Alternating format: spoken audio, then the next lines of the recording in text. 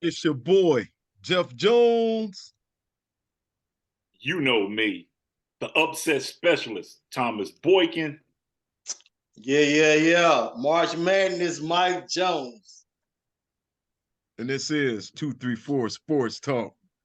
Fellas, let's talk about it. Let's get at it. Let's talk Let's about get it. at it. March Madness. We down to the final four, and it's been a lot of surprises, a lot of upsets, a lot of teams falling, a lot of teams that we didn't expect to fall. They're gone now.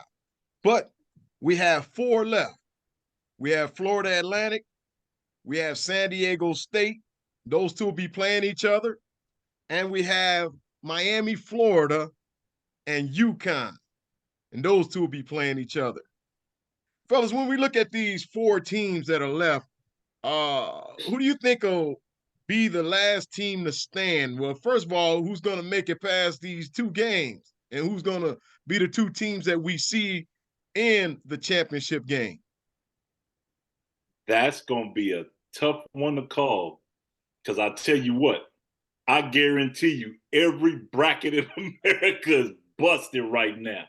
I guarantee it. Yes, sir. Because nobody, I guarantee you, nobody had these four teams in the Final Four on their bracket. I guarantee it. But this Final Four games is going to be kind of tough to call. I will say this. Florida Atlantic has been some giant killers this whole tournament. They've shown that they've got the heart to go get some things done. I would not put anything past them. It looks like the only thing that's going to stop them is them. Which there was a controversial call with them and Creighton at the end of that game. A lot of people thought it wasn't a foul. Me personally, it's a foul, point blank. No matter how you try to slice it or how you try to make an excuse for it, it was a foul. The coach on Creighton took the high road on that and said, we just didn't do enough to win the game. Not going to blame it on the refs because it shouldn't have came down to the refs. It should have been us executing and doing what we were supposed to do, which is facts. But I think this is going to be a battle of wills with San Diego State and Florida Atlantic. It's going to be a battle of wills. San Diego State is more defensive minded. Florida Atlantic is offensive minded. So it's going to be a matter of who's going to survive. It's going to be whose will is stronger. True to the facts, defense wins championships. But if you don't play offense in basketball, it can cause you a whole lot of problems. So the way it looks to me on paper, I think I'm going to ride with my national championship game is going to be Florida Atlantic and UConn. What you got on in MJ? Okay. I like a little bit what you said. Normally, I like everything you say.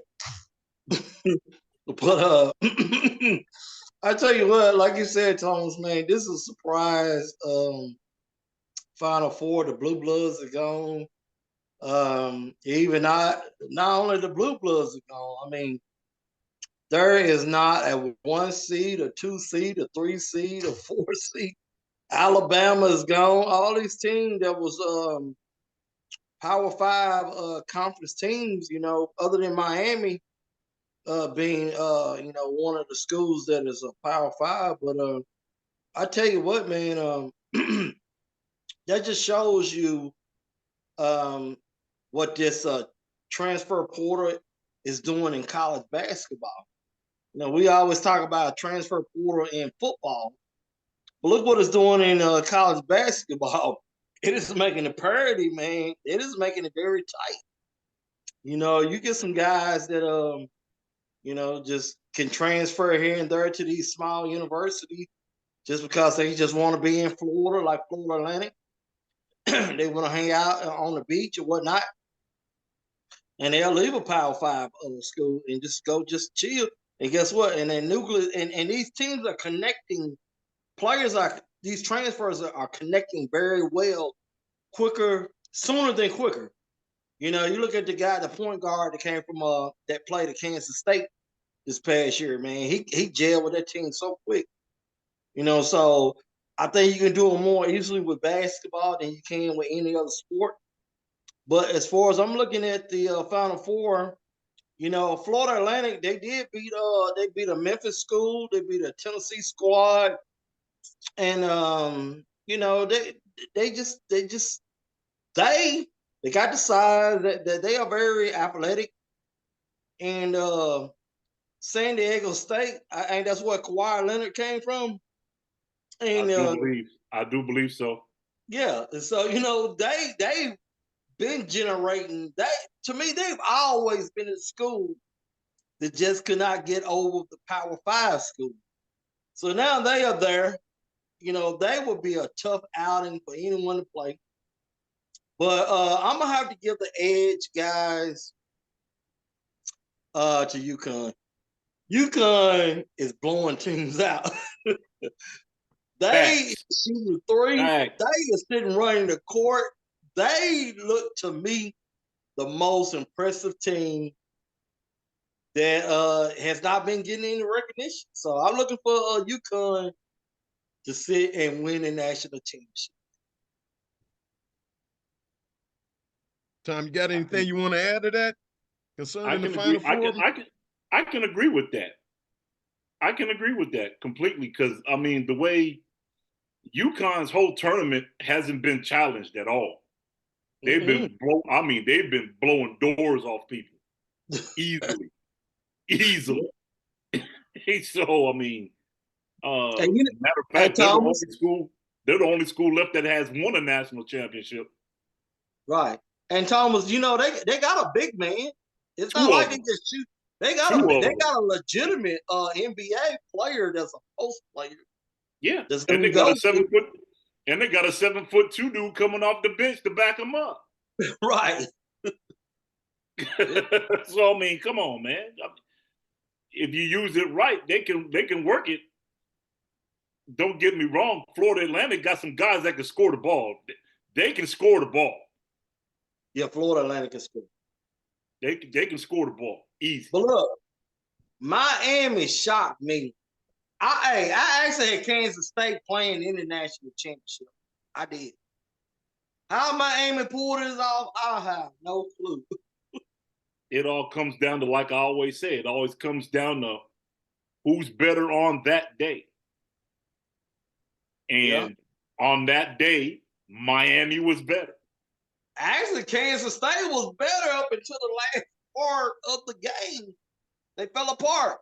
You can't play a 35-minute basketball game and expect to win. That's facts. You got to play all 40.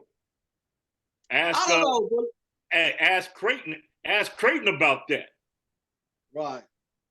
But look, if I had to take a team that had the least possibility of winning, some just tell me Florida Atlantic is going to peter out. I just think San Diego State, Miami, San Diego. Okay, I'm looking at Florida Atlantic and Miami to me my two weakest teams in this Final Four. I could be wrong. At some point, Florida Atlantic has got to sit and come on, man. Was they that dominant in the? I haven't followed them. I don't know much about them until the tournament. Have they been dominant all season? I don't know much about them myself either. I mean, truth be told, I don't know much about them either. So, I mean, this is a total shock. Like, what? Wait, what? What? Do they got a glass slipper on their foot? What? I mean, hey, right now they do. Right now they do. That's for sure. Because they are some giant killers. They are some giant killers right now. Hey, guys, I'm gonna tell you too. Now we talk about the NBA game. Man, this college game is definitely an extension, or however you want to look at it. Hey, they coming down, they stretching the floor, they shooting threes at a phenomenal pace. They scoring 80 and 90 points. Look, these are no low scoring games. Like guys can't shoot and can't play ball. These are some great passes, some great shooting. You know, the guys coming out of high school is ready for the NBA. That's all I can say from what I'm saying.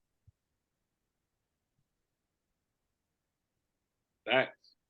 They pretty much coming out game ready. Yeah. These cats is coming in game ready. Game ready. Can't ask for that. All they got to do is find a system to buy in and ride it. Yeah.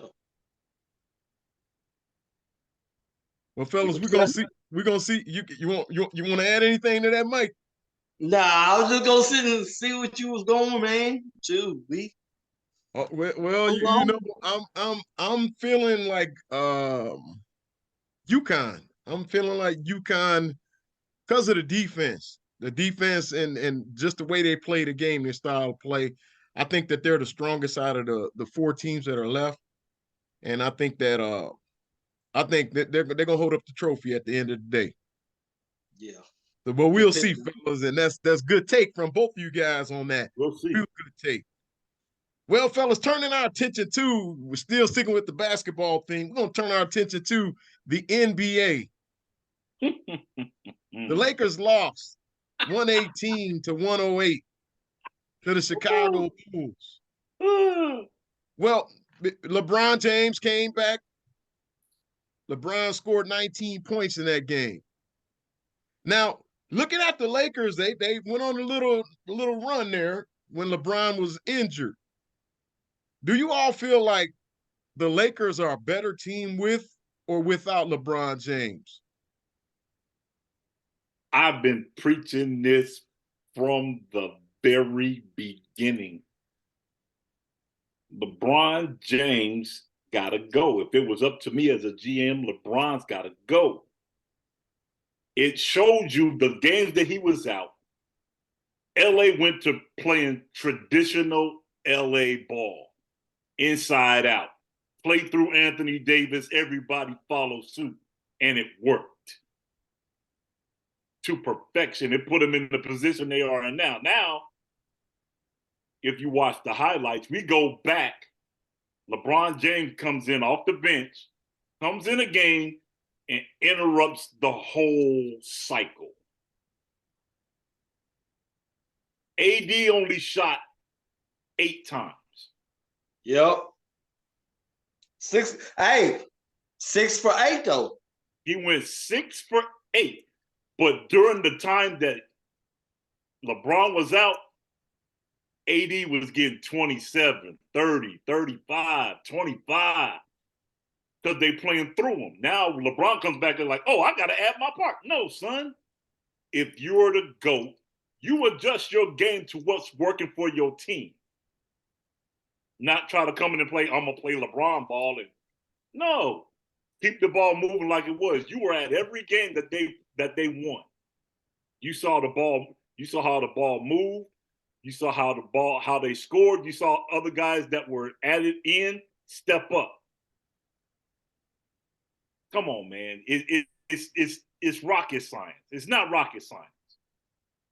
If what's working is working, don't interrupt what's working. That's like taking the ball out the hot man's hand when he's in the middle of a scoring streak. Oh, let's take the ball out of his hand. Somebody else got to go. No, that's not how that works. So to me, he might be the destruction of why they might not make the playoffs.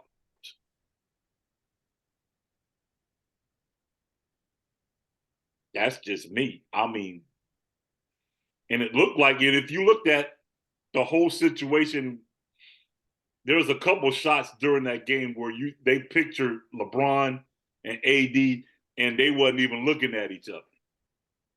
They wasn't even trying to discuss how to get things to work. That means your ego is too big.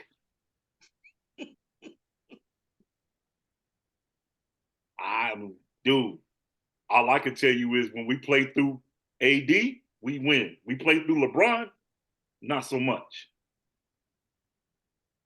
This goes back to get off topic a little bit. This goes back to Redeem Team.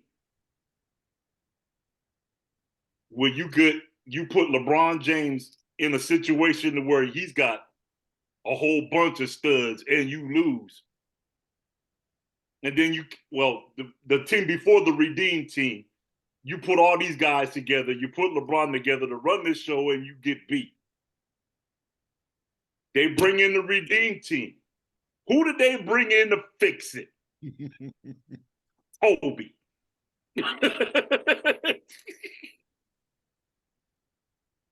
It tells you about the work ethic. It tells you about the killer instinct. He don't got it.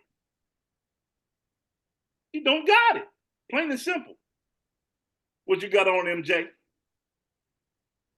Well, I look at it this way a little bit. I see it your way a little bit. But LeBron still is a phenomenal player. However, no doubt. Yeah. However, what's the white guy, number 15 that plays? Is it Austin? What's his name? Yep. Austin Reeves or Rivers or something like that. Yeah. I know exactly what you're talking about. I can't think of his name off the top of my head. Well, I know exactly what you're talking about. The thing about it is and LeBron, and I would have done it the same way the coach did. I would have brought LeBron off of the bench. But at the same time, man, he does disrupt chemistry. He's not doing it on purpose because LeBron is going to contribute. But the thing about it is, I think the players around him is not going to contribute when he comes back. And I think they do a lot of standing around. They do a lot of watching because he is LeBron. He's an all-time scoring great. You know what I'm saying? And I think them young guys, they sit and they when he was not part of the rotation, that white dude was coming down. Look, they chant MVP and all this stuff, and he like hype. It's Reeves. Now you coming down. Yeah. Yeah, so now you coming down and you're not playing your game because you don't really know what to do. Hey, LeBron, he's the GOAT, quote unquote. I got to get a ball up to him, or do I sit up there and shoot the last second shot? Do I take the shot? I've been taking the shot. Do I pass it to him? What do I do?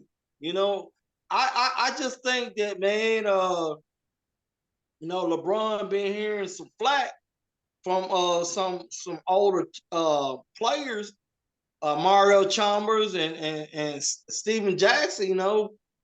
I just think that LeBron, I don't know, man. I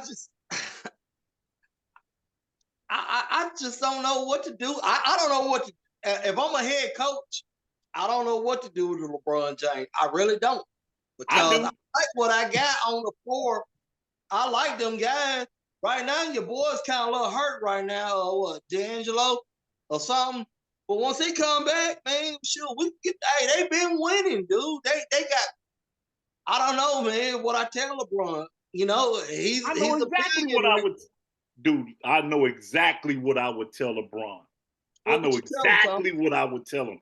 It's a no-brainer, dude. You've been on the bench. You've been watching the games on the bench. You've been watching how I've been flowing the game. Play the ball inside out. Quit holding the ball. Dump the ball in, run the set. Don't run it LeBron's way. Run it the way these cats have been running the set because they're comfortable now. Run the set. Yeah, but can they make a deep run without LeBron? Man, listen, the way they moving the ball, they can do anything. Mm-hmm. That's playing. They're going back to playing old school Laker basketball. So then, Tom, what you telling me is, do you tell LeBron that, hey, make that left cut right and say, hey, I heard another pop in my foot. Is that what you tell LeBron? No, I still want him to contribute, but I don't want him to interrupt the flow of what's going on. So But you I still think it's impossible. You still don't do listen. If he says that he's the greatest, he knows how to adapt. Anybody that has high basketball IQ knows how to adapt their game to fit what's going on. I think he can adapt, but I don't think them players can adapt to him. He can listen. If he shows these cats that, hey, I don't gotta score the ball. I could be a straight facilitator, move the ball like we've been doing. I could be a straight facilitator. I could be a straight facilitator and pick and choose my spots. I think they're scared of LeBron, man. Can't be. And AD definitely can't be. I don't know what his deal is with LeBron, but I know this. When LeBron is in that ball game, AD do not play. AD, look, allow LeBron to go back to the starting lineup. AD gonna sit and get another injury on his foot. Watch it. You know why? Because LeBron don't dump the ball in the post. I don't know. I think AD just don't want to play with LeBron. No, go back and look at. Matter of fact, go back and look at the Bulls game and watch how many times LeBron James dumped the ball into AD. Oh. LeBron, I guarantee you this. LeBron is not used to playing with a dominant center. Look, I get that, but guess what? I also think that if AD feel like that's his team, he gonna put up them numbers. AD is gonna put up them numbers. And I think if you sit and you're the Lakers organization, you sit and say, hey, LeBron is gonna take us to the promised land, or is AD? I think right now AD is gonna get you to the promised land. That's just my thinking. The other guys are rallying around AD. He's putting it down. He's showing he a big man now, running the floor. But when LeBron get in that game, everything shuts down. You know why? You know why? Because LeBron is not used to having. When does LeBron ever use his point guard? Don't. While he was out, what was they running? Point guard set. Your point guard was running the set like he's supposed to. Your boy been running that point. What's it, number 17? What's his name? Come on, man. Hey, John, what's number 17 name? Number 17, I'm not even sure. Hold up. That sound like D'Angelo Russell. No, number 7, look, dark-skinned dude. Oh, you talking about Schrader? Yeah. He be running that. Look, he be running that offense. Oh, Schrader's legit. That's right. Yeah, he's legit. But the problem is this: when you get a LeBron-led team, you don't get the point guard bringing the ball up. You get your forward bringing the ball up, which disrupts your set because your forward is going to run it a whole different way than what your point guard is going to run it. And look, and then two, Thomas, if they go back to the old way they were playing, LeBron will sit up there and pull from the he gonna pull a trigger from the 3-point line like all day long. But the problem is this: that's still not running the set because the set is how they've been winning the game. Dump the ball in the post. Yep. Dump the ball in the post. They're running the ball. They're running offense. They look like a young team. They look like a young, fluid team. They almost going back to the old Magic and Kareem days. Dump the ball in, everybody spread, run they set, get the best shot available. Yep. But now we got a guy that wants to be, I'm the greatest, I'm going to do it my way and pound the ball. No. You got to go. I'm telling you, man, hey, organization can pay players to sit and say, hey, look, man, my foot ain't right. I'm finna call it quits for the rest of the season. Get that surgery done, LeBron, quote unquote. You going to the foot doctor. Like Steven Jackson said, you won the scoring title. Then all of a sudden now the team start doing better. Now you want to come in and interject your That deal in. part. Yeah, act like you're a That psych. part. That part. Now you want to come in and be a glory hawk. No, dude, this was not about you. Right. This is not about you. This is about the organization. This is not about you. Right. Hey, and I'm gonna tell fans, people that watch our show, we're not no LeBron James haters. We're not. No. We love Oh, LeBron. no. I'm Don't just get it saying. twisted. Yeah, don't get it twisted. We love LeBron. We just think, man, what's best for the LA Lakers is not LeBron. That part. Well, fellas, they That sitting part. at that ninth spot right now. And I'm looking at the games that they have left. Look at just checking their schedule here. Chicago. They got the Bulls again Again. on Wednesday. They have the Timberwolves. They surging. Yep. And then you have the Rockets. They should be able to beat the Rockets. Yeah, they should beat the Rockets. They got the Jazz. The Jazz, they could possibly beat them. Yeah, they beat the them. Clippers. Who knows what Clippers gonna show up? And Kawhi's been injured, so who knows what's gonna happen with that game? And PG's out of that one. PG's hurt with that one. See, yeah, PG's out. So yeah, they could possibly win that one. And then you got the Suns. You're not winning that one. And then you have the Jazz to close it out. So there's a possibility there. They're in that nice spot right now. There's a possibility that the Lakers could make the playoffs. Look, Jeff. Okay, on that back end, now I know what you're talking about with the Lakers record. I mean, the potential opponent, but the back end of those teams are starting to surge. Oklahoma City is starting to surge. A lot of those teams on the back end vying for that 8th spot is starting to surge now. They're starting to surge. Yeah. And with I heard this on the TV today, and then I had to really check it out. Yeah, they're starting to surge a little bit more. So hey, it ain't gonna be just gravy for the Lakers to get there. No, I mean, keep this in mind too. They're only a half game into that spot. It's easy to drop a half a game. Yeah, it's easy to drop a half a game. So, come on, man. Anything can happen. We'll see. We'll see what happens. I need for him to get his basketball IQ on and get it right.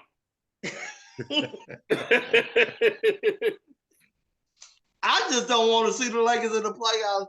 I'm ready to see haters. I'm ready to see LeBron take his talent to South Beach. Hey, I'm just tired of seeing LeBron, man. Well, fellas, we'll see what happens. We'll see what happens. Our last story we want to discuss tonight is running back Ezekiel Elliot. It was reported that he had a wish list. And Philadelphia Eagles were one of the teams that was on this wish list. Fellas, what do you think about Ezekiel Elliott? And there's also a story coming out that there's a possible chance that he may return to the Dallas Cowboys, but he would have to take a pay cut, a big time pay cut. But there's a possibility that he could return to Big D. What do you guys think about Ezekiel Elliott? What do you think as far as his chances of playing for maybe the Cowboys or maybe the Eagles or whoever? You think there's a chance that he could move on from the Dallas Cowboys? Absolutely. Man, listen, if you was man enough to cut me, you man enough to deal with especially if you trade me in the division. If I go to a division rival, you got to see me twice. Bruh, it's on and popping. I guarantee you. Them 2 games with Dallas is going to be circled. Guarantee you. He's going to try to embarrass Dallas if he go to Philly. I've heard a lot of people say that they don't think he has anything in the tank. Oh, no, he got plenty. He got plenty. They're saying, oh, his production is down. Oh, this is down. Think about this. How good is Dallas's offensive line?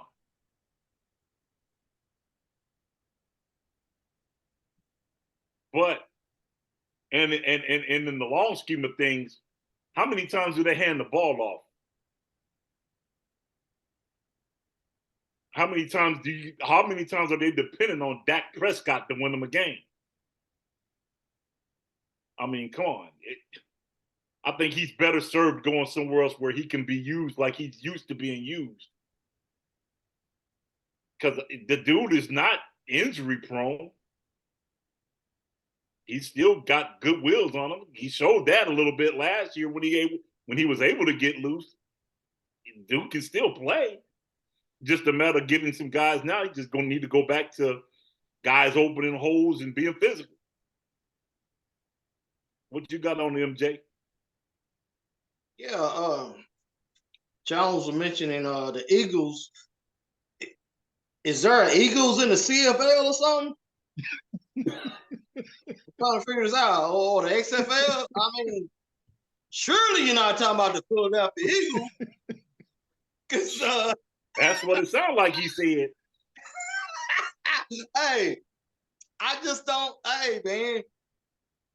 At the beginning of his cut, I thought, I kind of looked at some of his stats and stuff and looked at him and yeah, I honestly, seriously, man, running backs are a dime a dozen, and man, I just think Philly, man, if you're gonna go a running back, you go out the draft or something like that. I think Ezekiel time has passed him on by.